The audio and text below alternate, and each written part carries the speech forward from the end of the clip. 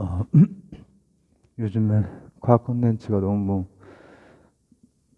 어, 안 찍고 있다는 그 생각 때문에 과학 콘텐츠를 사실 어제도 찍었고 아직 올리진 않았는데 어저께는 그 제갈건님 관련한 인식의 전환 뭐 이런 거로 올렸고 어저께인가 그저께인가 물리 뭐 그런 거 찍긴 찍었어요. 과학을. 그러니까 과학인데 일상적인 과학이라든지 아니면 우리가 궁금해할 만한 과학인데 뭐 화학적인 설명도 있고 뭐 이렇게 우리가 뉴스 같은 데 상식적으로 듣는 설명에서부터 좀 더 바닥까지 물리학적인 데까지 이제 가려고 이제 좀 그렇게 가면 오히려 쉬울 수 있으니까. 그리고 지금까지 물리 컨텐츠 들으신 분들은 이해가 더 빠르실 수 있어서. 근데 오늘은 요거 한번 해보려고 해요. 현미경. 이 현미경은 처음에는 우리 안구였죠, 안구. 뭘 관찰하는 거. 안구로 안드로메다나 아니면 이 하반구 쪽이면 남반구 쪽이면 그 마젤란 이 정도까지 눈으로 보이잖아요. 100만 광년 이상 되죠? 근데 눈으로 보이는 거죠. 우리가 아직 이런 사피엔스가 아니었던 시절에 빛을 보는 거예요. 그죠? 근데 그런 거에서 이제 광학 렌즈, 이건 뭐 스피노자라든지 뉴턴이라든지 굉장히 관심을 가지고 했던 거죠. 스피노자는 그 장인이었기도 하고 광학 렌즈, 그리고 뉴턴은 아시다시피 요 프리즘 두 개 이렇게 해가지고 빛에 대해서 가시광선 광학에 대해서 연구를 많이 했죠. 어, 뭐 옵틱스, 그 포토닉 이런 거랑 관련된 선구적인 작업을 참 많이도 했어. 만유 인력이 가장 유명하지만은 사실 수학적으로는 미분적분 그런 수학의 거인이기도 하고. 근데 오늘 이제 보려고 하는 거는 제가 분명히 초반에 그 얘기 나눔에 이런 거 시작을 할 때 우리 전자 못 봐요 이렇게 얘기를 했잖아요. 전자를 못 본다고 얘기를 했잖아요. 근데 전자현미경도 있고 그거보다 더 진보된 현미경도 있거든요. 그러니까 광학이 아니라 전자현미경도 있고 그 다음에는 지금은 STM이라고 불리우는 진짜 말 그대로 나노 단위. 나노가 10의 마이너스 9승이니까 거기에서도 0.1, 0.01까지 가는 그런 현미경이 다 있는데 전자를 못 본다는 게 무슨 말이냐. 원자도 아, 전자 못 보는구나 그래도 어쨌든 원자 같은 거 다 볼 수 있지 않느냐. 형태도 다 보이고 나노 그런 그게 근데 이제 제가 이제 그걸 보는 원리에 대해서 간단하게 얘기를 한 다음에 또 물리학적으로 가면은 이 물리학이 그래서 매력이 있는 거야. 앞쪽에 내가 뭐를 물리학으로 설명을 했지? 루미놀 검사. 과학수사에서 나오는 거. 그것도 양자역학으로 설명을 했죠. 근데 이제 현미경, 아주 최첨단 현미경. 지금도 발달하고 있고, 발전하고 있고, 그것도 지금 제가 학창 시절 이런 때는 그런 게 안 쓰였는데, 그때는 전자현미경이지. 광학현미경 본 적이 있고, 전자현미경은 내가 본 적도 없다. 과학실이 없었기 때문에. 어, 그때 대학에서는 내가 일찍 때리쳐가지고 대학 엔트선 있었는지 모르겠네. 90년대 중반 막 이럴 때. 저는 쇠공 굴렸어요. 물리학과 다녔었거든요. 쇠공 굴려가지고 중력 가속도 내고 그랬는데 그래서 막 맨날 계산하고 적분하고 미분하고 그러다가 어, 사범대로 전향을 했죠. 근데 그럼에도 불구하고 저는 물리학을 좋아해요. 수학도 잘 못하고 하는데 물리학이 가지고 있는 그 폭넓은 설명력.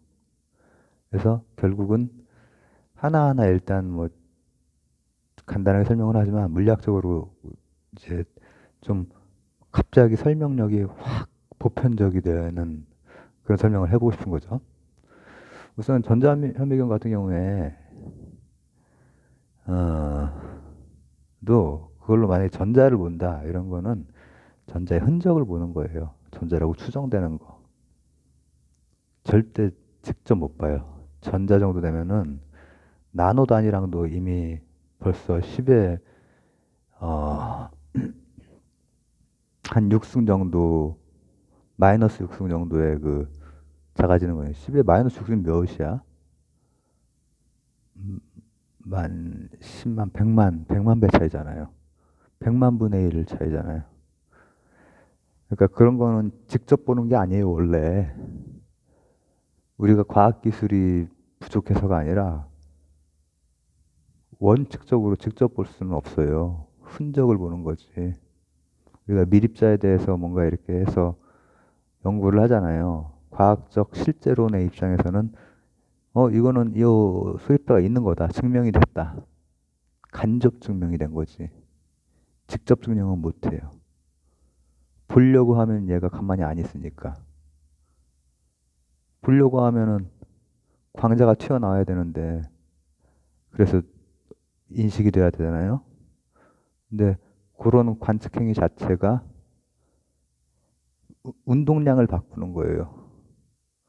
운동량. 우리가 관심 있는 물리학에서 기본적으로 고전역학적으로 관심 있는 것은 어떤 입자가 어떻게 움직이는지거든요. 근데 속도를 알면 위치를 모르고 위치를 알면 운동량을 모르고 이렇게 돼버리기 때문에 그게 불확정성의 원리죠. 그렇기 때문에 우리가 아는 것은 그 흔적에 해당되는 걸 보는 거죠. 흔적. 좀 특별한 방식 몇 개를 써서 그 특별한 방식에 대해서 오늘 얘기를 할 거예요. 근데 이제 그걸로도 이제 한계가 있고 특히 지금은 산업적으로나 나노 산업 그리고 그래핀, 탄소 같은 걸로 이렇게 되어 있는 거죠. 탄소가 이렇게 진짜로 그 탄소 한 개씩 이렇게 열을 지어서 이거 가지고 튜브도 만들고 뭐도 만들고 막 별걸 다 할 수 있단 말이죠. 근데 그거 할 때 이제 STM이라고 하는 현미경이 이제 어, 제가 이제 젊은 시절부터 해서 지금까지 막 발전을 하고 있어요. 발전을 하고 있고 나노 단위를 우리가 잘 못 다룬다고 했잖아요. 나노 공정 같은 게 쉬운 건 아니거든요. 계속 벽에 부딪혀가지고 일정 부분 쓰이고 일정 부분 야 이거 해도 잘 안 된다 이런 것도 있고 그렇지만 그걸 하기 위해서는 일단은 현미경 같은 걸로 봐야 될 거 아니야. 나노의 세계를. 나노의 세계는 그래도 전자보다는 훨씬 더 큰 거예요. 10의 6승. 내가 몇 배라고 했냐? 100만 배만큼 큰 거니까는 그건 우리가 탐침이 가능해요. 내가 탐침이라고 얘기를 벌써 해버렸네. 그건 우리가 현미경으로 볼 수 있어요. 근데 그 현미경이 탐침으로 보는 거예요. 자,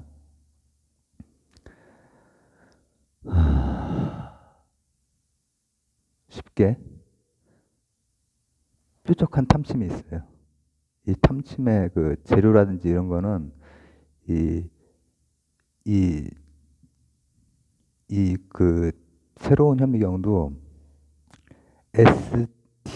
STM이라고 이제 보통 얘기를 하는데 S면 뭐지? 스캐닝이 되겠네. 스캔? 치면 터널링 양자역학이에요. 터널링이 여기랑 여기랑 떨어져 있는데 전류가 흘러버리는 거야. 순간 이동하는 거야. 같은 거예요. 터널링. 그리고 그러면 M이 뭐냐?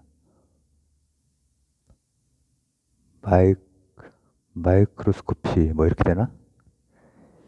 이게 이제 두 종류가 있어요. 하나는 아 이제 보통 도체에 쓰이는 게 있고 도체고 부도체고 다 쓰이는 게 있어요. 근데 도체에 쓰이는 게 이름이 스캐닝 다음에 뭐가 와야 되지? 내가 터널링을 말했구나. 원래는 이제 그거의 총칭이 프루브, SPM이에요. 근데 내가 지금 터널링 말한 게 지금 도체 그거 얘기한 거예요. 양자역학. 죄송합니다. 지금 그 순서를 다시 정정할게요. SPM이 좀 더 통칭적이고 프루브라고 하는 거지. 뭐 검사한다는 거야. 나노 단위를 현미경으로 보는 거야. 탐침의 종류는 막 얘기했다. 실리콘 계열로 할 수도 있고 뭘로 할 수도 있고 한데 요거 손톱 좀 잘라야겠다. 이렇게 날카로워 손톱처럼 날카로워서 이거 가지고 이렇게 막 탐침을 한다는 거야. 골 때리죠. 근데 이거 할 때 요 나노 세계에 어떤 형태가 있고 막 어떤 뭐라고 하면 좋을까 특정한 성질을 가진 그 진료로 되어 있을 거 아니에요? 아리스토텔레스의 진료 같은 걸로. 그러니까 어떤 원소가 됐건 원자가 됐건 분자가 됐건 이런 단위 정도를 볼 수 있는데 거기에 실제 진짜 나노 단위로 보는 거예요. 그거는. 근데 이제 그 본다고 하는 의미가 이미 눈이나 광학이나 전자하고도 다르게 어떻게 보느냐. 기본적인 것만. 그게 하나 있고 또 어, AFM, 아토믹 풀스 마이크로스코피도 있는데 이제 그것도 제가 하나의 원리로 한번 묶어서 보려고 하는 거예요. 그거는 이제 침습이냐 비침습이냐 닿느냐 안 닿느냐 닿는 경우에는 좀 더 이제 뚜렷하게 볼 수는 있지만은 빠르게 볼 수 있고 마모가 있지. 손톱이 마모가 나도 조금 됐네 여기가. 이 부분이 좀 깨졌지. 이게 깨지면은 마모가 잘 안 되겠지. 이게 마모가 돼가지고 날카로움이 무뎌지면은 여기하고 이 아래에 있는 입자하고의 그 관계가 변해버리거든.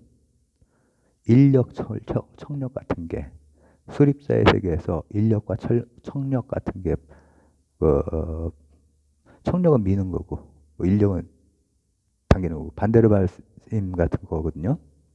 그런 건 제가 전에 설명한 적이 있으니까 재미 되게 없다. 잠깐만요.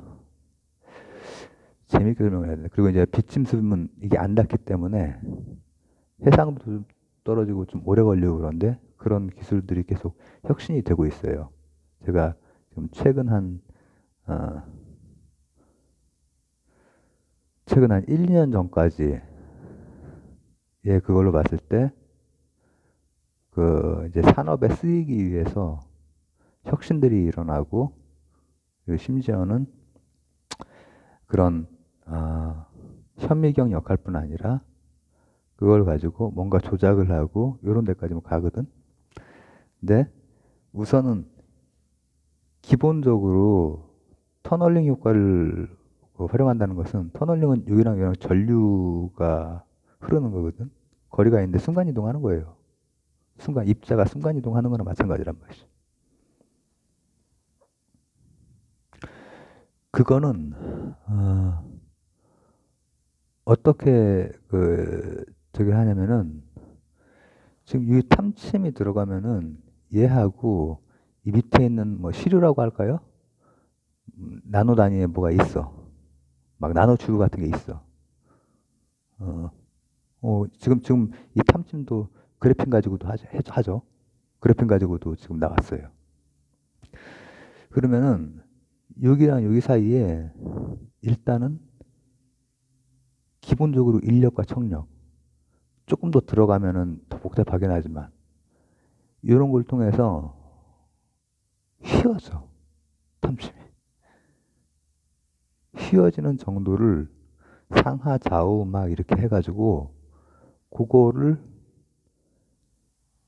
어떤 그 신호를 부호화해서 이 뭐라고 하면 좋을까 지도 현미경의 그 그림을 얻어내는 거예요.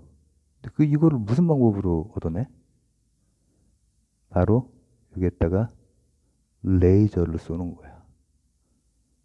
레이저를 쏘면은 레이저가 이제 반사가 될 거 아니야. 반사가 되면은 다이오드가 그거를 받아들이고 데이터를 짜르르 짜르르 한 다음에 이쪽으로 가서 나 계산하는 거지. 그래서 표면이 어떻게 되고 이런 게 굉장히 나노가 한 10의 마이너스 9승이라면은 10의 마이너스 11승 정도까지의 정밀도, 예민도로 부도체 같은 경우에는, 도체 같은 경우에는 그렇게 나와요. 이렇게 휘어지는 거 가지고. 이 손톱이 휘어진단 말이야, 이렇게. 그러면은, 이거 자체는 우리가 모르지.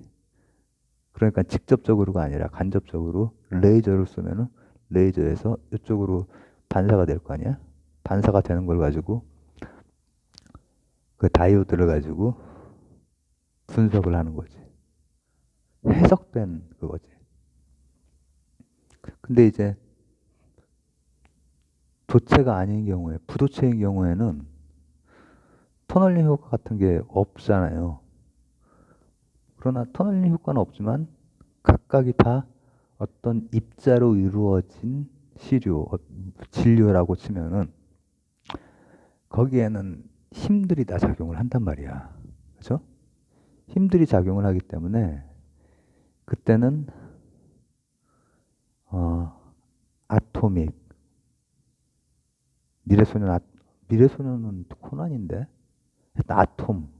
아토믹 풀스를 가지고 여기 내에도 청력 인력이 안쪽에 작용을 하잖아요. 근데 그걸 가지고 이제 또 어떤 탐심 이걸 가지고 딱딱딱딱 찍어가면서 힘들 간의 관계 이걸 계산을 해서 하는 거야. 하는 건데 이거는 사실 이게 붙어서 하면은 여기가 막 깨지고 뭉뚱그려지고 이게 마모가 일어나잖아요. 분해능이 떨어져요. 약간 해상도가 떨어지는 거야. 픽셀이 떨어지는 거라고. 나중에 우리가 보게 될 이런 모습이네 하는 나노 공정이나 이런 데 쓰여야 되는 것들은 정확하게 이걸 봐야 되는데 그게 떨어져. 그럼 어떻게 하겠어? 안 닫고 해야겠지. AFM에도 안 닫고 하는 비침적인 게 있어요. 그럼 보세요. 안 닫고 하려면은 시간도 오래 걸리고 해상도가 닫고 하면은 해상도가 정확할 수 있어요. 상대적으로. 이게 다 이거를 간접적인 것으로 보냐, 직접적인 것으로 보냐, 이거에 대한 그 해석은 이제 물리학 하시는 분들도 갈릴 수 있겠죠. 그러나 저는 과학적 반실제론자이기 때문에 그것을 통해서 보는 게 그런 모델을 통해서 지금 뭔가를 확인하고 있구나. 이 정도지. 내가 눈으로 보는 것조차도, 저 색깔이 우윳빛 창문이네? 이것도 실제가 아니라 과학적 반실제론자, 물리학적 반실제론자 입장에서는 나한테 이 파장만 들어오는 거구나. 파장은 무지무지하게 많은데 반실제론자 입장에서는 이런 파장이 들어오구나. 이렇게 이해하듯이 이 현미경도 마찬가지란 말이야. 현미경도 전자의 흔적을 보는 거구나. 나노 단위의 어떤 구조물의 흔적을 보고 있구나, 우리가. 근데 빛짐승 찍을 때 어떻게 하느냐면은 이게 앞쪽에 있는 저 양자역학의 터널링 효과라든지 아니면은 그 바로 침투적인 그런 거기에서 나오는 인력, 청력, 당기는 거, 미는 거, 이거 가지고 계산을 한단 말이야. 이걸 가지고 간접적으로 이제 계산을 하는 건데, 안 닫고 하려면은 뭘 하냐면, 요 놈을 진동을 시켜요. 진동을. 자, 이게 어려울 수 있는데, 제 설명이 끝나고 나서 조금 쉬워졌으면 좋겠어요. 얘도 입자잖아요? 진동을 시켜. 진동이라는 게 뭐예요? 진폭을 가지고 있는 어떤 맥동이 일어난다고 한다는 것, 아주 조그만 단위에서. 그건 좀 이따가 대답이 나왔으면 좋겠는데. 그럼 밑에 있는 구조물들도 어떤 진폭을 가지고 운동을 해요. 그걸 측정하는 거야. 그러면은 빛이 미속적인데 해상도는 아직까지는 좀 떨어지고 하지만 그게 그려지는 거야. 나노의 한 100분의 1 정도 단위까지 그려지는 거야. 그러니까 전자 단위는 아니지 사실. 원자 단위지. 이게 나노의 10분의 1 정도가 이제 전자 뭐 이런 단위란 말이죠. 그런 전자 단위까지는 실제로 하는 거야. 전자 단위 가지고 뭐 움직이기도 하고 하는 거 우리나라도 한다고 했잖아요. 일본도 하고. 근데 이제 그런 기술의 기반이 되는 게 바로 현미경인데 현미경이 있어야 그걸 가지고 뭘 어떻게 할 거 아니야. 봐야. 근데 그 본다라고 하는 게 우리가 생각하는 건 눈으로 보는 것만 생각을 해가지고 눈으로 보는 것도 사실 정확한 게 아닌데 여러 파장 중에서 일부만 보는 거잖아요.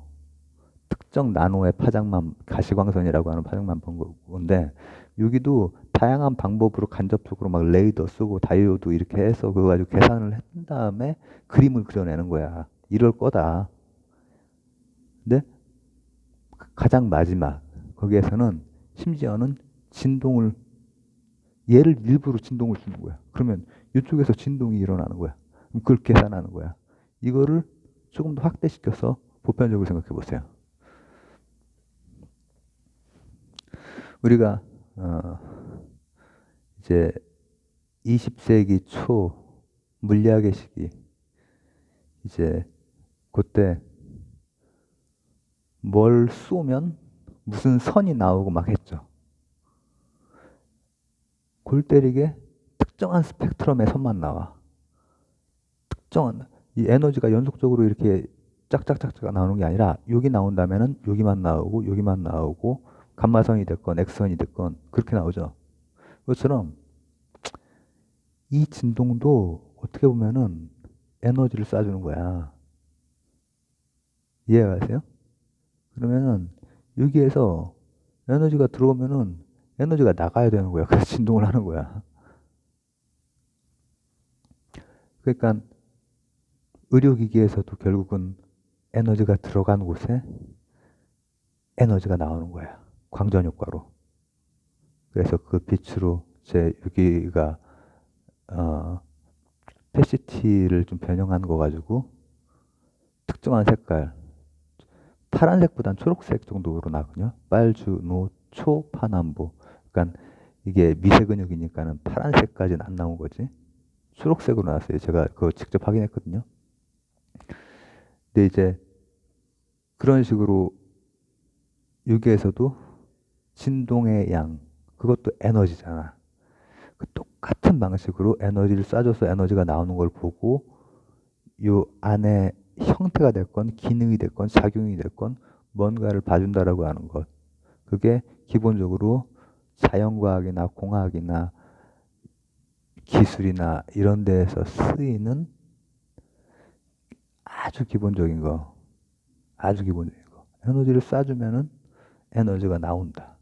그걸 통해서 우리는 요 놈에 대해서 우리가 알고 있는 그 인식기관으로 보는 뚜렷한 그건 아니지만 간접적으로나마 우리가 써먹을 수 있는 것들